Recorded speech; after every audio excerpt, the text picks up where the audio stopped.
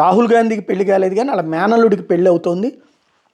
ఆ మేనల్లుడి పెళ్లికి సంబంధించినటువంటిదే ఇప్పుడు చర్చనీయాంశమైంది. ఎవరు ఆ అమ్మాయి అన్నటువంటి దాని గురించి నిన్నటి నుంచి గూగుల్లో విపరీతంగా సెర్చ్ చేస్తున్నారు. అవీవా బేగ్ వాస్తవంగా నిన్ననే మనం చెప్పుకున్నాం, వృత్తిపరంగా ఫోటోగ్రాఫరు, క్రియేటివ్ ప్రొడ్యూసరు, ఆర్టిస్టు. ఆమె అటెలియర్ 11 అనే ఫోటోగ్రఫీ స్టూడియో ప్రొడక్షన్ కంపెనీకి ఫౌండర్. అట్లాగే ఢిల్లీలోని మోడర్న్ స్కూల్లో స్కూల్ చదివింది అక్కడ. అలాగే ఓపీ జిందాల్ గ్లోబల్ యూనివర్సిటీ నుండి మీడియా కమ్యూనికేషన్ జర్నలిజంలో డిగ్రీ చేసింది.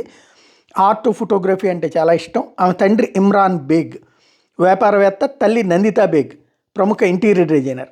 వాళ్ళది ముస్లిం అనమాట. ఇమ్రాన్ వచ్చేటప్పటికి ముస్లిము, నందిత హిందూ. వాళ్ళిద్దరూ మ్యారేజ్ చేసుకున్నారు. తద్వారా వాళ్ళు ఇప్పటికి కంటిన్యూ అవుతున్నటువంటి కుటుంబంలో ఇది అంటే ముస్లిం వారసత్వం జాయింట్ ఇది వాస్తవంగా అక్కడ అంతే కదా. రాజీవ్ గాంధీకి వచ్చేటప్పుడు ఇప్పుడు ఇందిరాగాంధీ, జవహర్లాల్ నెహ్రూ బ్రాహ్మణుడు అయితే ఆవిడ బ్రాహ్మణ కూతురే అవుతుంది. అయితే సందర్భంలో పార్సీని పెళ్లి చేసుకుంది.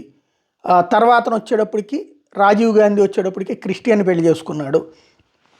అలాగే రాహుల్ వచ్చేటప్పటికి ఎవరో వేరే అమ్మాయిని, కేథలిక్ అమ్మాయిని చేసుకున్నాడని ప్రచారం జరుగుతుంది కానీ అది ఎంతవరకు తెలియదు. ఇప్పుడు వచ్చేటప్పటికి వాద్రా, ఇక్కడ ప్రియాంక వాద్రాని చేసుకుంది. పంజాబీ హిందూ ఫ్యామిలీ, తండ్రి క్రిస్టియన్, ఇదే తండ్రి ఏమో పంజాబీ హిందూ, క్రిస్టియన్ ఏమో తల్లి వాళ్ళ ఇంట్లో.